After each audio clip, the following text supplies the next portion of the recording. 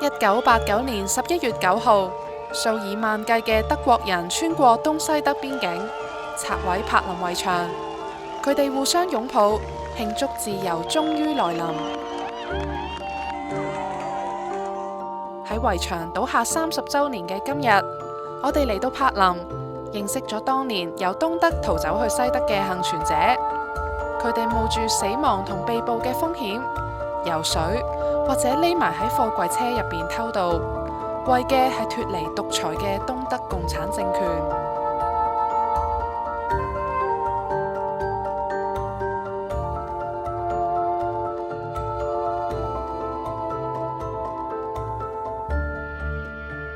二戰納粹德國戰敗之後，德國由英國、美國、法國同埋蘇聯佔領，但係西方陣營同埋共產陣營逐漸疏遠。1949年，德國正式分裂為西德同埋東德，原首都柏林亦都被分割為西柏林同埋東柏林。為咗禁止東德人逃往西柏林，東德喺1961年開始喺西柏林邊境建造圍牆，令西柏林猶如一座孤島。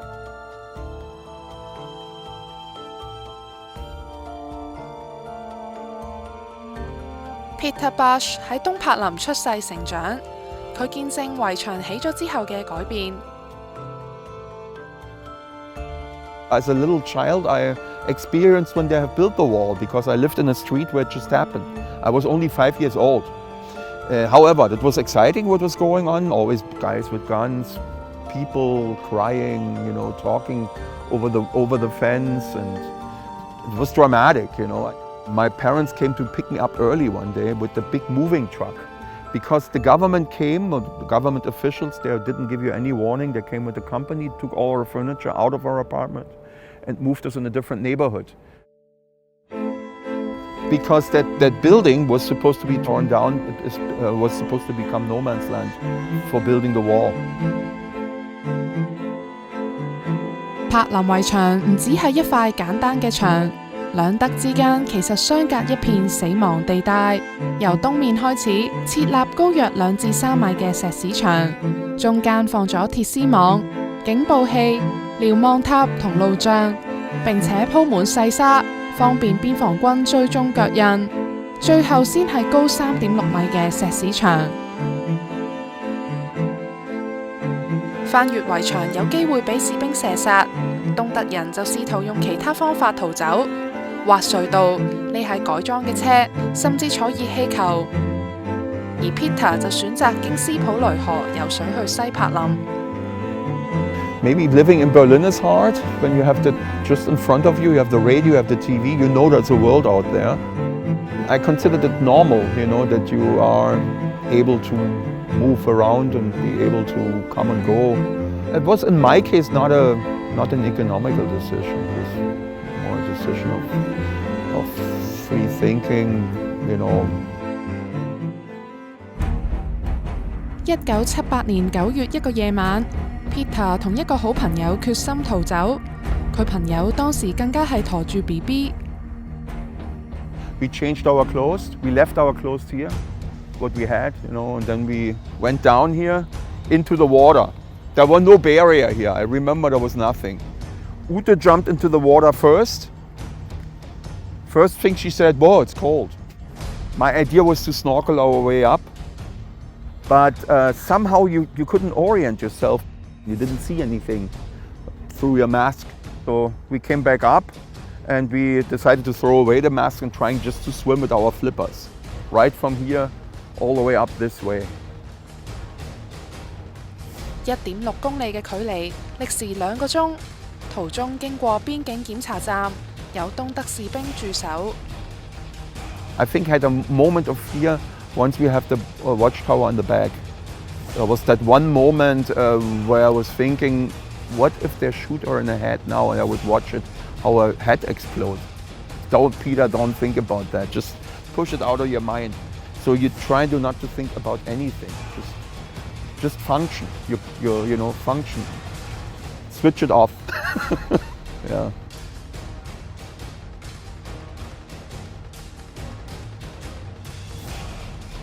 That side was all border area. This side, West Berlin. Actually, I got out here. Exactly here, yeah.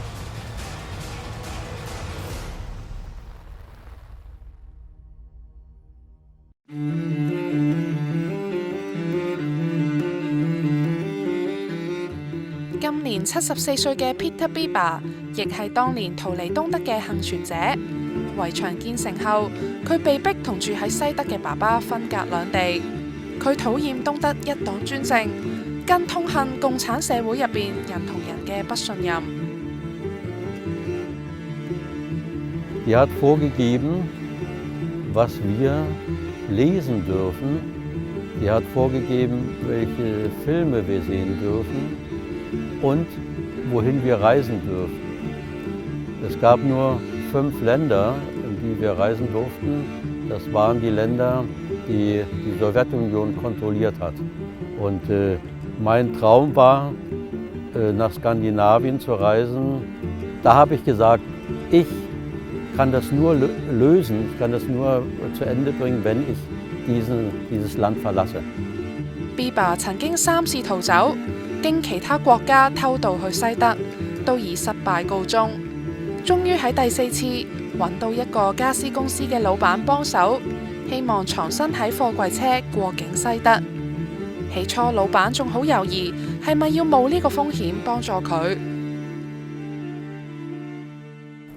Und dann haben wir uns so eine Minute angesehen, richtig in die Augen geguckt.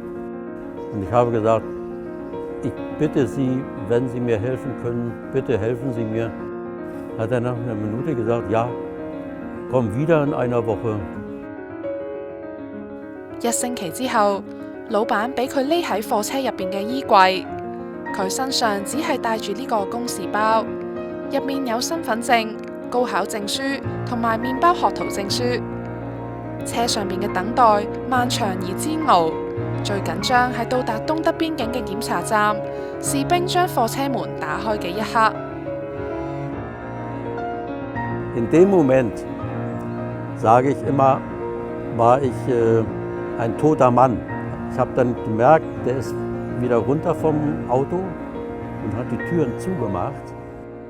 Es ist so, in der DDR, die Autobahnen, und wenn man mit dem Auto gefahren ist, dann ging es immer dong dong, dong dong, dong dong. Und als der LKW weitergefahren ist von der Grenze, dann dauerte es nicht lange und dann fuhr das Auto. Und da wusste ich, jetzt habe ich es geschafft. Es ist ein großes Risiko, aber das Risiko nehme ich. Das nehme ich, weil ich will in eine bessere Welt weg. Bieber 到達西德之後，第一時間揾9年冇見面嘅爸爸，之後留喺西柏林修讀法律。呢個係佢夢寐以求嘅生活，但係佢仍然選擇冒險，幫助咗11個東德人搭路逃走，係因為佢受過人哋嘅無私幫助。Fremd, aber er hat mir geholfen. Und ich habe jetzt auch die Möglichkeit zu helfen. Und ich weiß, wie schlimm das Leben ist in der DDR. Und deswegen war es für mich kein Problem, keine Frage. 結果喺1年半後，因為俾人告密，佢俾東德秘密警察逮捕，判處監禁10年。佢又再次返去東德，最終喺服刑5年後，被西德政府贖回。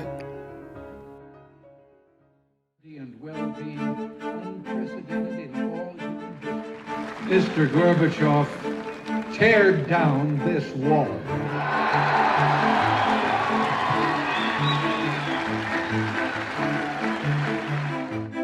80年代中，蘇聯領導人戈爾巴喬夫推動民主改革。1989年10月起，東德城市相繼爆發示威。喺11月9號，局勢發生咗戲劇性嘅變化。當日東德政府召開嘅新聞發佈會上，一個黨中央政治局委員誤解上級命令，錯誤咁宣佈柏林圍牆立即開放。數以萬計嘅市民即刻湧去邊境。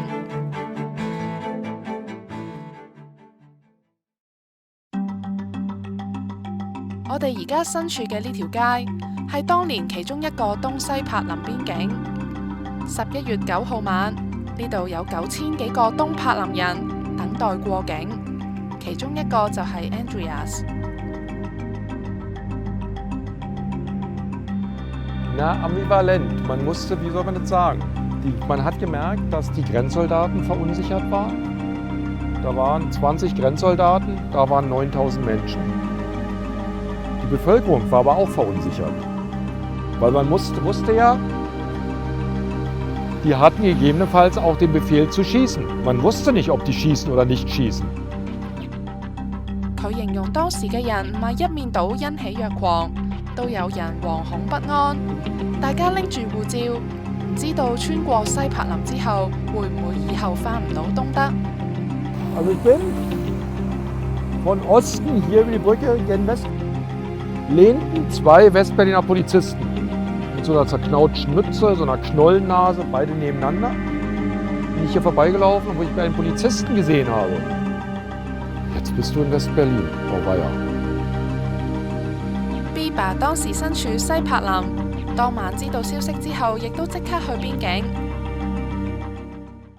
Als die Mauer fiel, das war der zweite große Moment in meinem Leben. Mir kommen die Tränen, weil es war so großartig. Die Menschen kamen von Ostberlin nach Westberlin zu Fuß im Auto und es war ein Mann, der hatte nur den Bademantel an.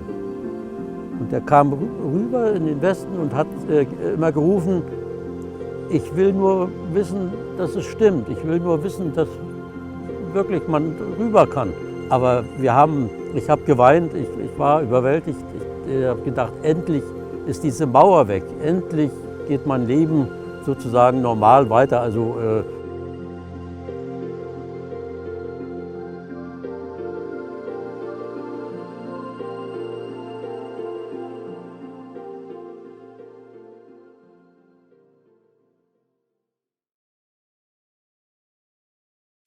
柏林圍牆倒下，象徵人民追求自由。30年過去，世界上仍有人努力對抗極權，歷盡艱辛，終於得到自由嘅 Biber， 亦特別關心香港嘅抗爭。 Das berührt mich natürlich noch mehr, weil ich selber in meinem Leben das erlebt habe, wie eine Diktatur es ist für die Menschen, wenn die auf die Straße gehen und demonstrieren und eventuell sterben dabei. Es ist ein hoher Lebenseinsatz, den die Menschen machen. Dass es auch ein Problem ist, wenn sie jetzt darüber schreiben und das in der Zeitung veröffentlichen, dass das durchaus auch gefährlich ist, oder? Da möchte ich sagen, es soll nie aufhören, dafür zu kämpfen, dass die Menschen also die Freiheit haben. Sie möchten nur aufpassen, dass sie mit dem Tod bezahlen müssen dafür. Das ist natürlich ganz schlimm. Aber immer dafür einzutreten, zu kämpfen, dass es Freiheit gibt.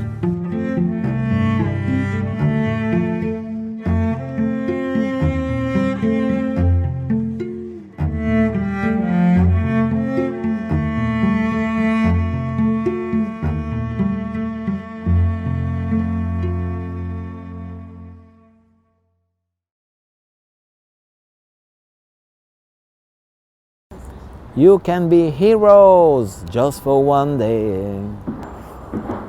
It's good. No, I like that. Keep it.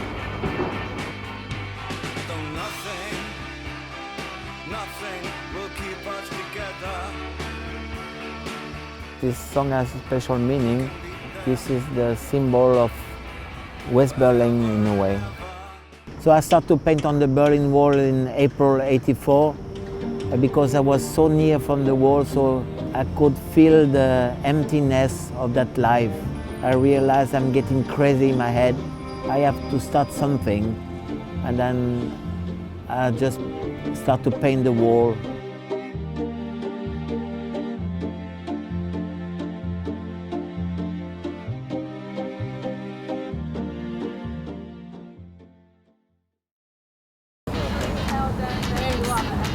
No.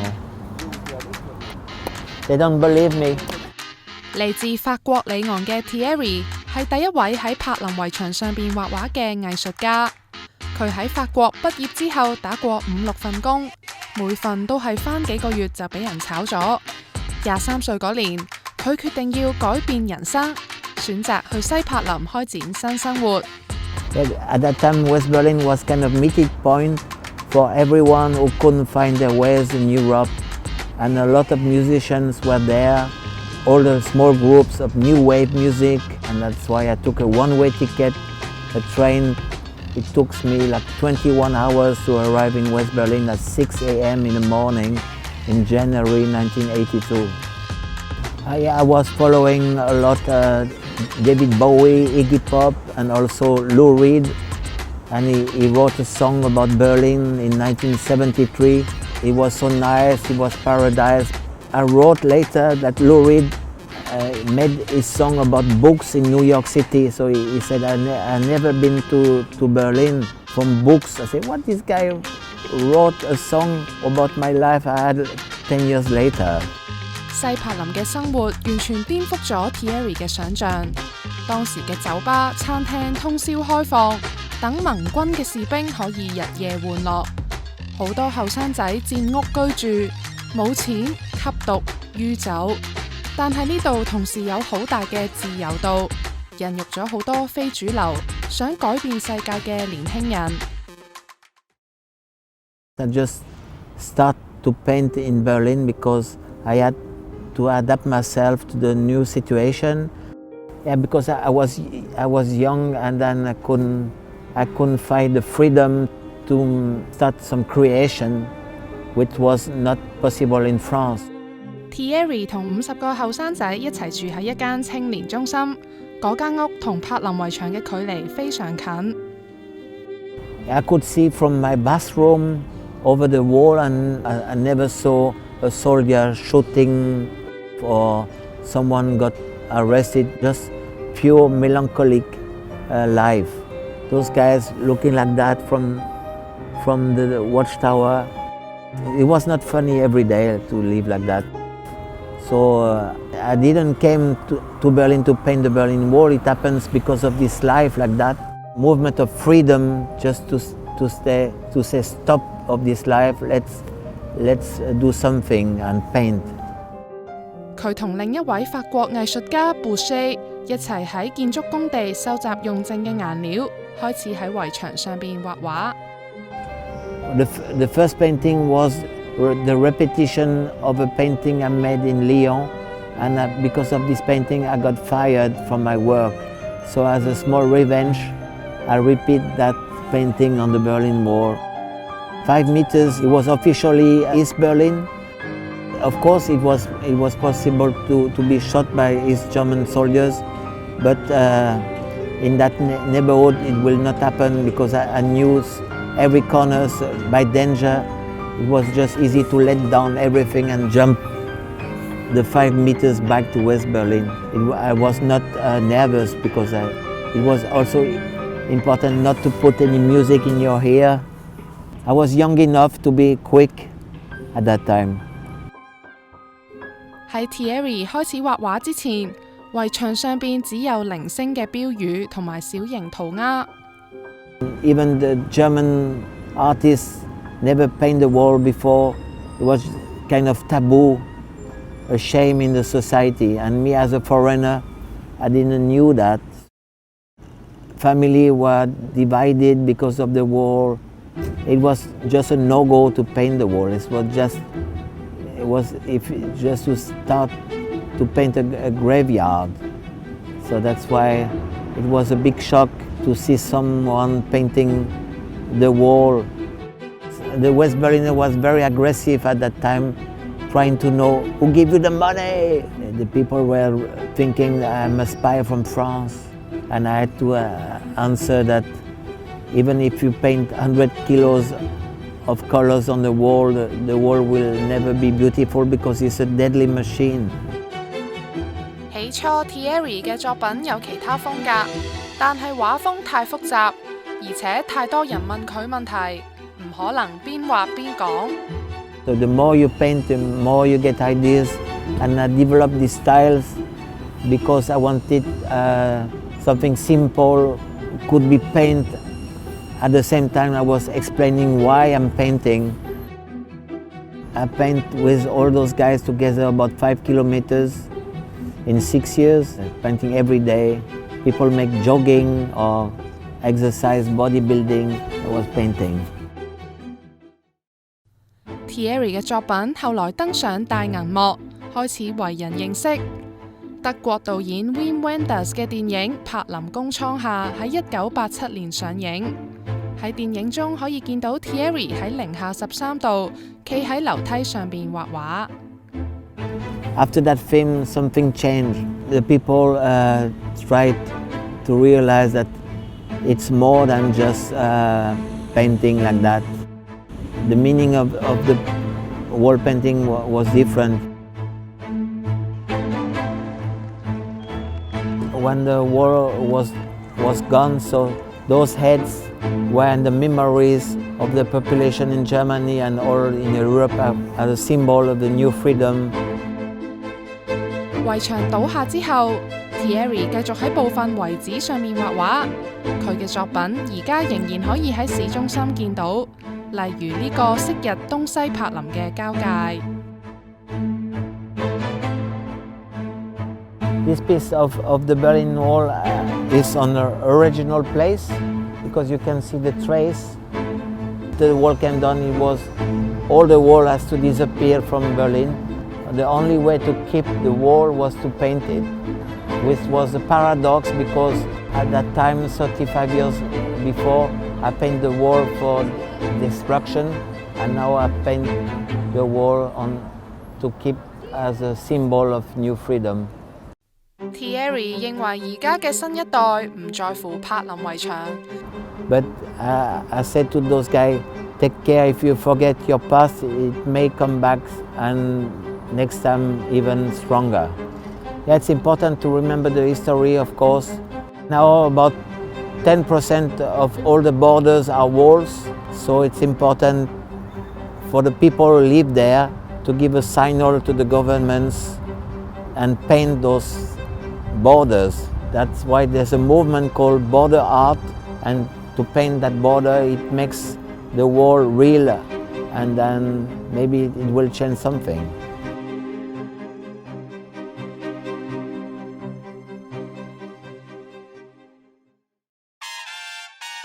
I became famous because of the fall of the wall. Or I don't want to be famous because I remember in 1984 I met David Bowie in a discotheque called Jungle, and he went to the bathroom with 2 big guys left and right as a bodyguard. So I said to myself, I don't want to be like that.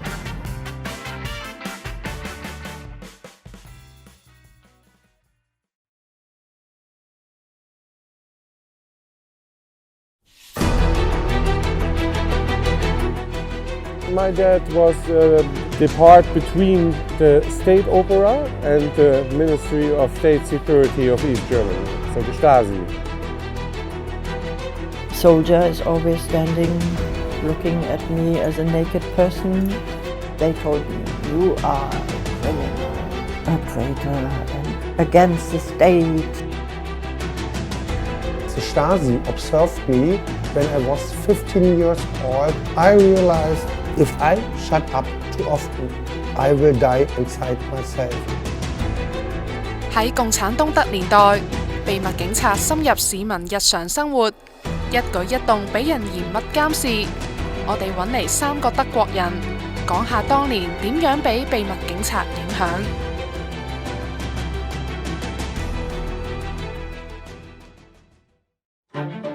Stasi 係東德嘅情報兼秘密警察組織，佢嘅格言係黨嘅劍與盾，首要任務就係監視民眾、鎮壓反抗勢力。喺東德統一社會黨執政40年期間 ，Stasi 聘用10萬名正式探員，更加曾有幾十萬名公民向 Stasi 告密。東德大約有600萬人被建立過秘密檔案，超過東德總人口嘅1/3。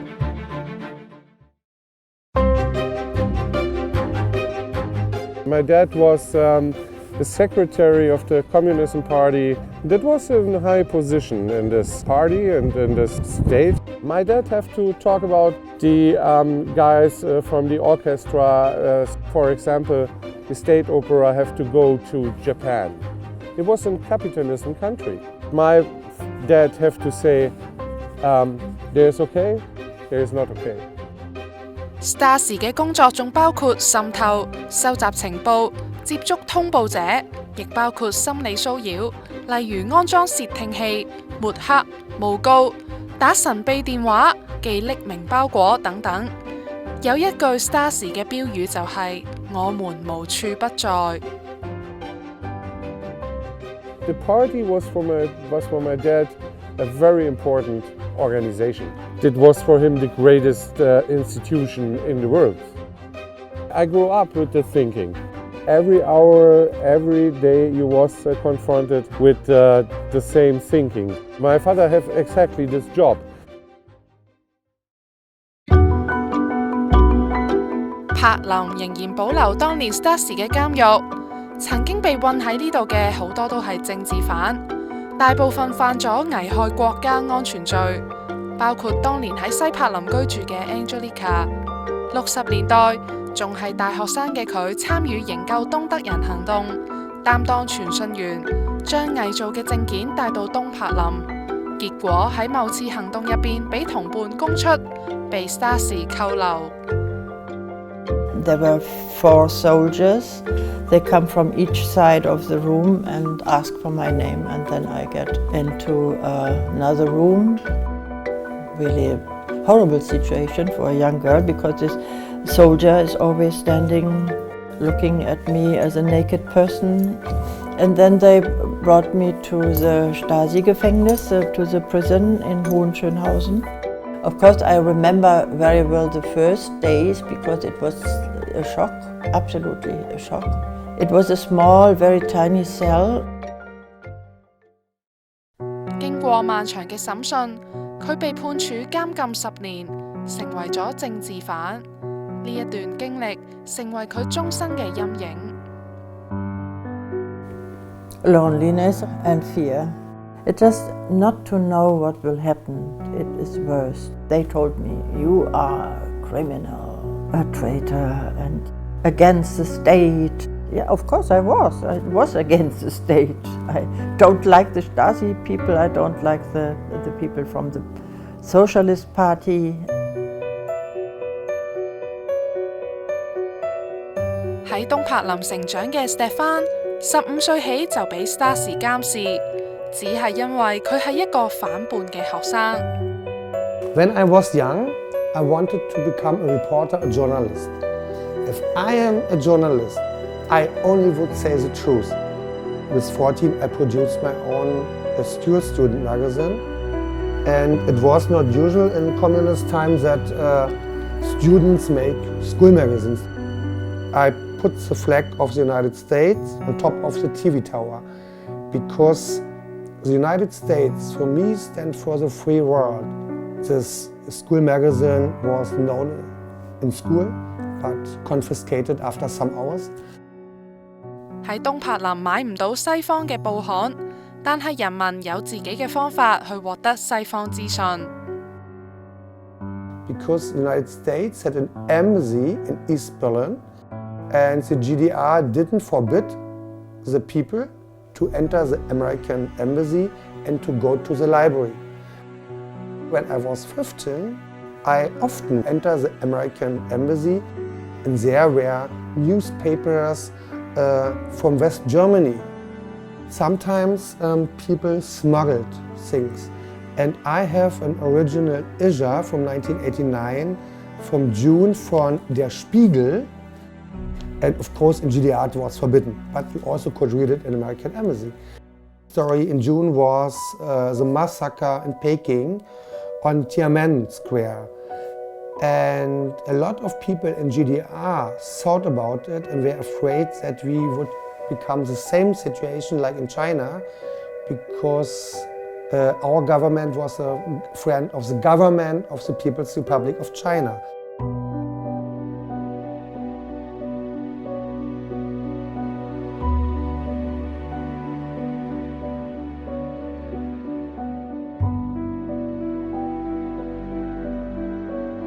know it since last year, also after 29 years.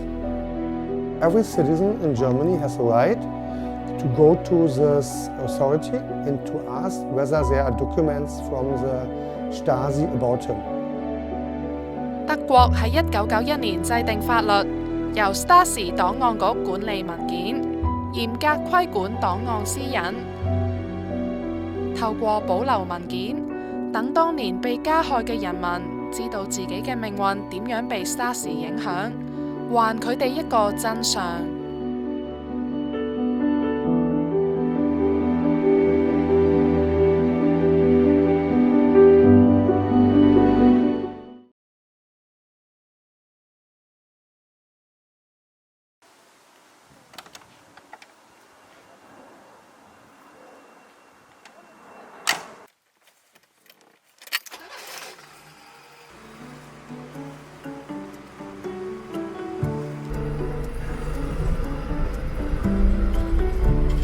呢款車又殘又舊，馬力細，噪音大，但就仍然深受一班德國人喜愛。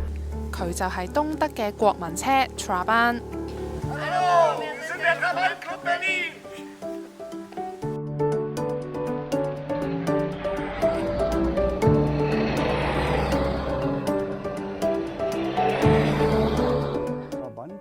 呢部車係1968年生產嘅。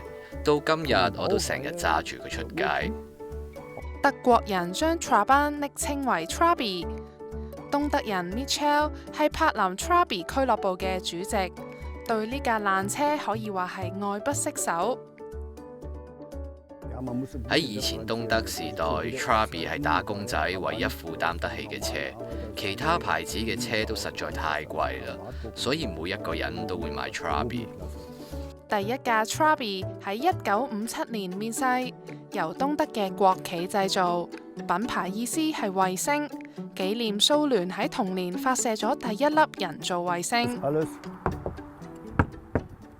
Trabi 係用烏克蘭嘅舊棉花做嘅，要壓縮1個鐘頭。棉花？你冇聽錯啊！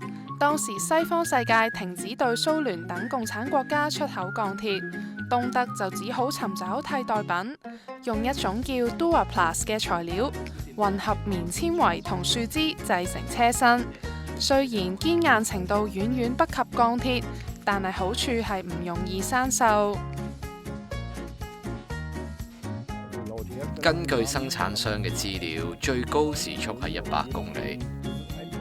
雖然佢唔似而家嘅車性能咁好，但我就係中意佢夠基本、夠簡單，可以落手落腳自己維修。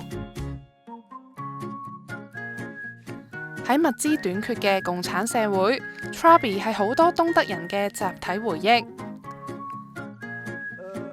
細個會同屋企人喺週末同假期時候周圍去，記得有一次開車去匈牙利嘅海邊。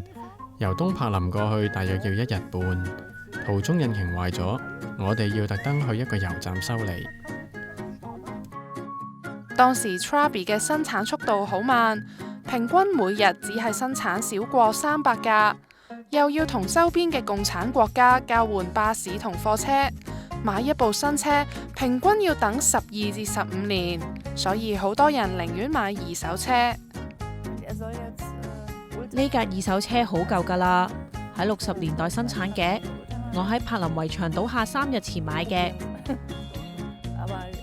我用12000東德馬克買呢架二手車，比一架新車更加貴。買一架新車實在要等太耐啦。1989年柏林圍牆倒下後幾日，東德人揸住 Trabi 湧去西柏林，成為咗經典嘅畫面。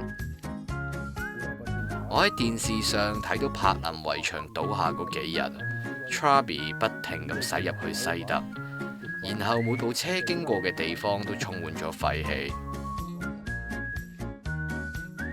1991年之後 ，Trabant 停止生產，到而家全國只係剩返3萬架登記在案。因為廢氣排放問題，柏林市內亦唔允許未經申請嘅 Trabant 駛入，只有特許經營嘅導賞團除外。家 Trabi 慢慢被淘汰，所以我哋希望成立一個俱樂部，定期聚會、交流心得同交換零件，為下一代保留佢嘅故仔，亦都係保留東德嘅一部分歷史。呢一個交通燈人仔係東德60年代嘅產物，由一個道路心理學家設計，亦係當年電視道路安全節目嘅角色，係唔少東德小朋友嘅童年回憶。而家亦成為咗常見嘅旅遊紀念品。下次去德國旅行，不妨留意下呢個特別嘅交通燈。